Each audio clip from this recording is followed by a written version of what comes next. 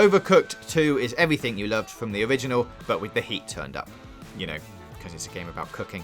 Mad, manic, and utterly hilarious.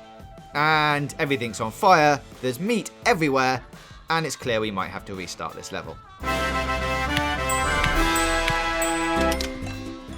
Our burger making expedition hasn't exactly gone to plan, and it's mainly because we keep falling down chasms and getting caught out by the rotating plank of fry stations and plates. But that's just part of the manic and regularly rather messy fun of Overcooked 2.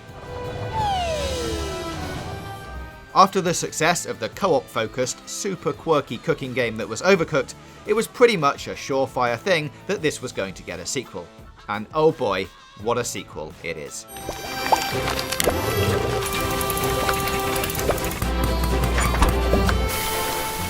At its core, it's the same game as its predecessor.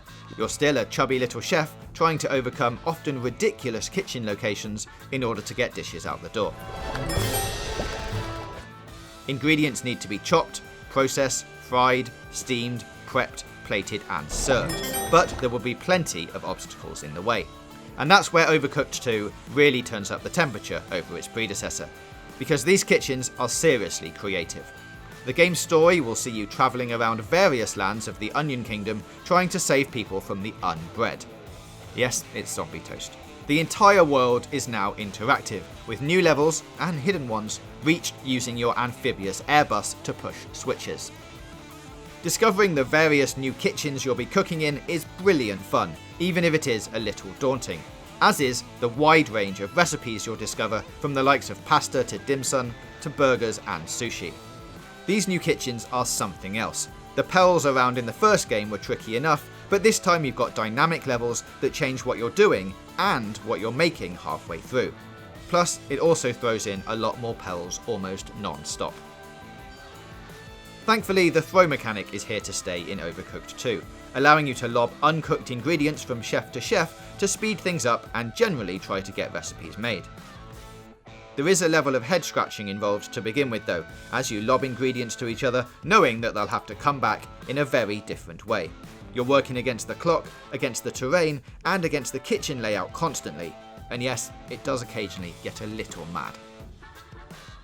It's well known that a session of Overcooked can be quite stressful, and those that play it either work impeccably as a little chefing team or have major friendship and relationship breakdowns. We played the Switch version for this review, and it doesn't help that the game regularly feels like everything is just a little bit too small for the big screen.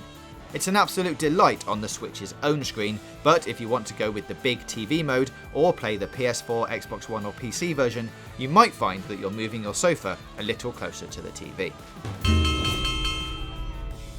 It's often the case that there's a lot going on screen in Overcooked 2.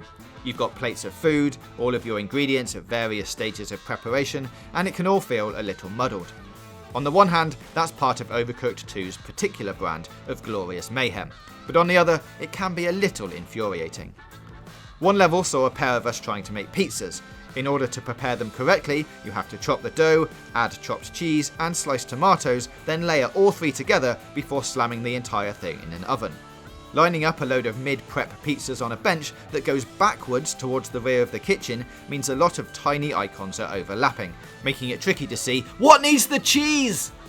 Strangely enough, if you played the original game, you might also notice that the controls feel a lot different this time around. It suddenly feels like you're piloting chefs that move like tiny drunk hippos, slow, sluggish and very imprecise. It has quite a different feel from the original game, which, when you go back to, feels much more responsive and controlled in comparison. It's not a huge deal, but when every second counts, it can be fairly infuriating. Thankfully, when you're in the midst of a level, all the frustrations melt away, because after all, this is really an experience that you aim to have with friends. Online multiplayer has really helped that, and although it works a treat, it has done strange things for the ease of play for couch co-op sessions, which only seem to work on Switch by hosting a local wireless session. But that does mean that you can play co-op with two Switch consoles tethered via local wireless. When you get to it, none of the annoyances really matter. This is the same jolly madness that you fell in love with from the first game, but with more creative levels, better graphics, and more adorable little chefs. But by God, I wish I'd pre-ordered to get that unicorn. We give it 4 stars. Thanks for watching, and as always, please let us know what you think about Overcooked 2 in the comments below. Click the boxes on the left for more content from us, and don't forget to smash that big button in the middle to subscribe for more gaming news, reviews, previews and features right here on Games Radar Plus.